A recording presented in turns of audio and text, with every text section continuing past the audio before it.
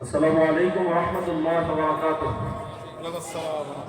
বাংলাদেশ জামাত ইসলামী কর্তৃক আয়োজিত আজকের এই গণ ইফতারের সম্মানিত অতিথিবৃন্দ, সম্মানিত উপস্থিত মুসলিম মিল্লাত, আসসালামু আলাইকুম ওয়া রাহমাতুল্লাহি ওয়া বারাকাতুহু।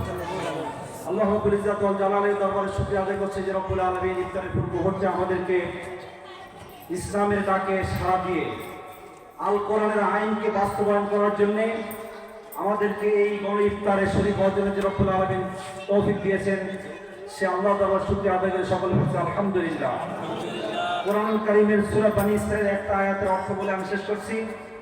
আল্লাহ রাব্বুল আলামিন বলছেন, আসা রাব্বুকুম, আমি আল্লাহ তোমাদের প্রতি আইয়ার হামাকুম, রহম করতে চাই, আমি আল্লাহ তোমাদের প্রতি দয়া করতে চাই। ওয়াইন উদ্তুম উদ্না, যদি তোমরা আবার আমি আল্লাহর বিরুদ্ধাচরণ থেকে যদি ফিরে না আসো, আমি আল্লাহর বিরুদ্ধাচরণ যদি তোমরা করতেই থাকো, তাহলে যে আমি আল্লাহ তোমাদের প্রতি বিপদ দিতে প্রস্তুত আছি। আল্লাহ আমাদেরকে ধমক দিয়েছেন।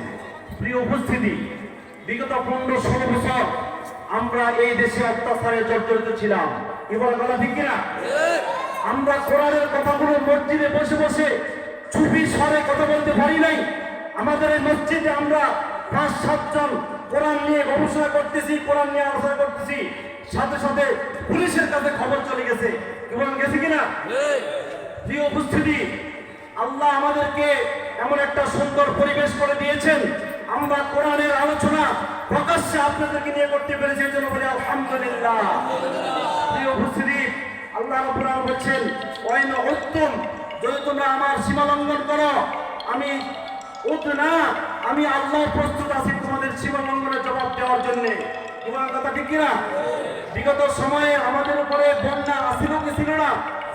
সেই বন্যার পানি দূর করে দিয়েছেন কে? না কোনো মানুষ। কিন্তু কিছু কিছু পরে জনগণের সকল ক্ষমতার উৎস, একথা আল্লাহর সাথে একটা শিরকি কথা। কার সাথে? সমস্ত ক্ষমতার উৎস কে? আল্লাহ।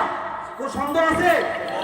এই জন্য আল্লাহ বলছেন, ওই উত্তম, যদি তোমরা সীমা লঙ্ঘন করো, ও তো না, আমি আল্লাহ তোমাদের সীমা লঙ্ঘনের জবাব দেওয়ার জন্য আমি প্রস্তুত আছি। এই কি বন্যা তোমরা দেখছো? আমি আল্লাহর কাছে আরো বিশাল বন্যা অপেক্ষা করতেছি। কি বলা আছে কিনা? ঝড়, তুফান, টর্নেডো, বিভিন্ন রকম বিপদ দেওয়ার মালিক কে? এরপর আল্লাহ বলছেন, ওয়াজআলনা জাহান্নামা লিল কাফিরিনা হাসিরা, এই দুনিয়ার বুকে যারা আমি আল্লাহর বিধান মানবে না, আমি আল্লাহর আইন মানবে না, তাদের জন্য আমি আল্লাহ জাহান্নাম নামক কয়েকখানা জেলখানা আমি আল্লাহ প্রস্তুত রেখেছি। এই জন্য আজকের এই সমস্ত মুসলিয়ানে কেরামদের আহ্বান জানাচ্ছি, আমাদের একটাই স্লোগান, আল্লাহর আইন চাই, সৎ লোকের শাসন চাই, আল কোরআনের আলো ঘরে ঘরে জালো। এই কথার ভিতরে কারো দ্বিমত থাকতে পারে না, পারে? এই জন্য আগামী সময় বাংলাদেশ জামাত ইসলামের পাশে আমরা থাকার জন্য উদাত্ত আহ্বান দিয়ে আমরা এই দেশটাকে কোরআন দিয়ে সাজাতে চাই। কি দিয়ে? আপনারা ইসলামের পক্ষে থাকবেন তো ইনশাআল্লাহ? আমাদের সকলকে কবুল করবেন, আমিন। আসসালামু আলাইকুম ওয়া রাহমাতুল্লাহ।